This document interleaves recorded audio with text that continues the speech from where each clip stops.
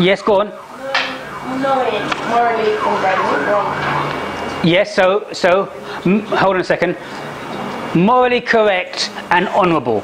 So ethical conduct, according to Tesco's, is morally Right. honourable And right. and correct. And correct. What is good or bad in human affairs? Yes, okay.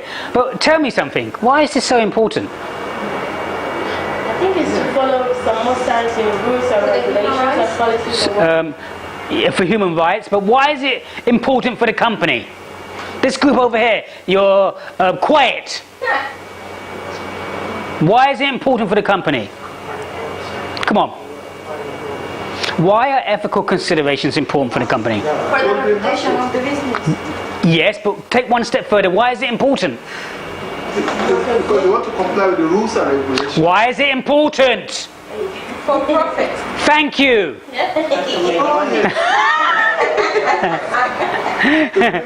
Yes. Human. Yes, because for the reputation, for this, for that. It's for the money. At the end of the day, you get a bad reputation, people stop buying. It all comes down to this. Money. Made money. They want to maximize it because they care what their customers think. And, you know, we are more powerful than what they are. Because we can go to Aldi, we can go to Lidl, we can go to Sainsbury's.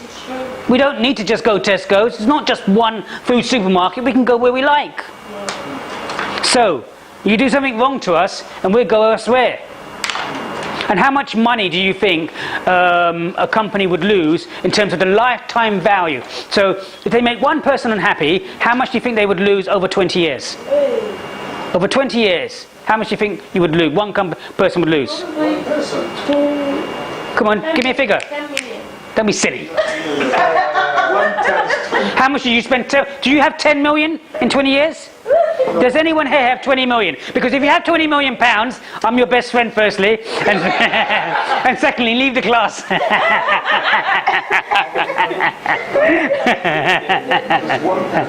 Listen, how much money do you think how much money do you spend a month on food? Oh, about £50, I'll say. Okay. It depends. How much money do you? Like in general. How much money do you spend on food every month? £100 times, let's say times 12. Times 12. 1,200 times 10. 1 million. Stop. 12,000. 12,000. 12,000. Okay. And then times 2, 20 years. 24,000. Yeah, that's Okay. actually. So how much do you think you would lose? Okay.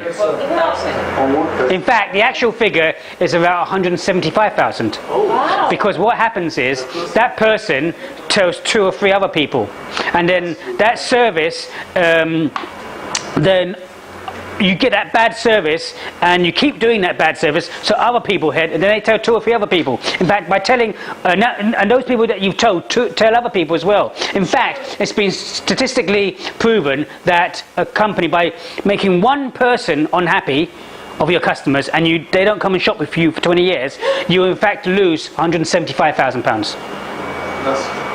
Why 20 years? The man will come back. Okay, so things which are honourable and right. So give me some examples of what Tesco's do in terms of their ethical considerations. They encourage transparency in regards to how Yep. they make transactions Yes. and sales Yes. in order to comply with anti-money laundering laws. Okay, so there's transparency in their published accounts, Yes.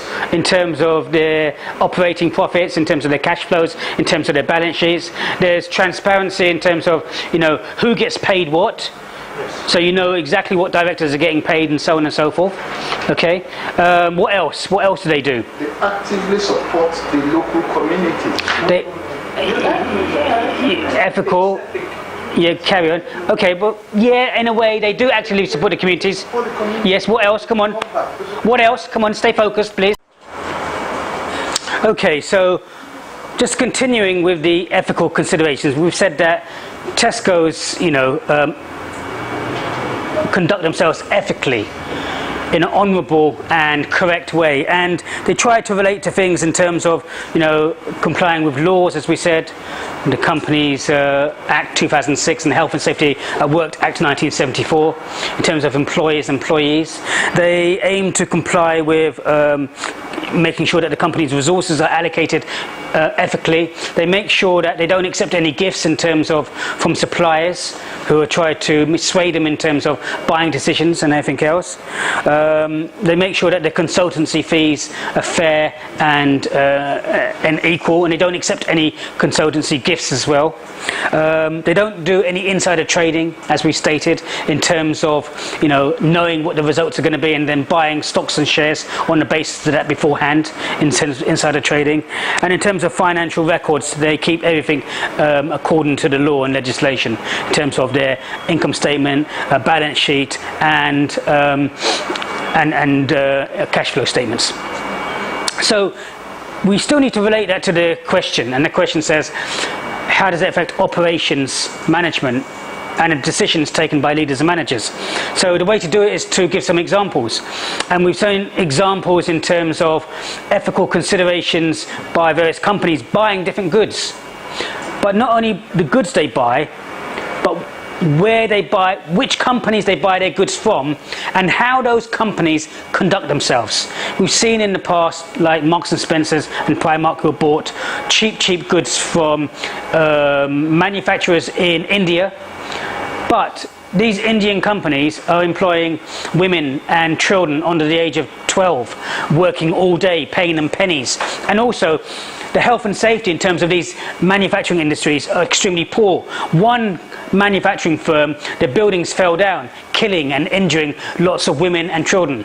That wasn't ethically correct. So even though the business itself, Primark or Marks & Spencer, might be conducting themselves ethically, where they're buying them from those companies who are not conducting themselves ethically, means you yourself are not being ethical, because you can't turn a blind eye.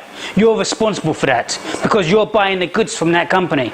So in the same way, Tesco's looks at their companies who they're buying from. So their buying department, their buyers in Tesco's, the managers and leaders of the buyers in Tesco's will be influenced by the suppliers in terms of who they buy from. They will be looking at the criteria that they will decide where they can buy their goods from. They will make sure that these companies are not producing excessive CO2 emissions, not producing excessive carbon emissions, making sure that they're treating their staff ethically and fairly, and not having slave labor like kids working in there.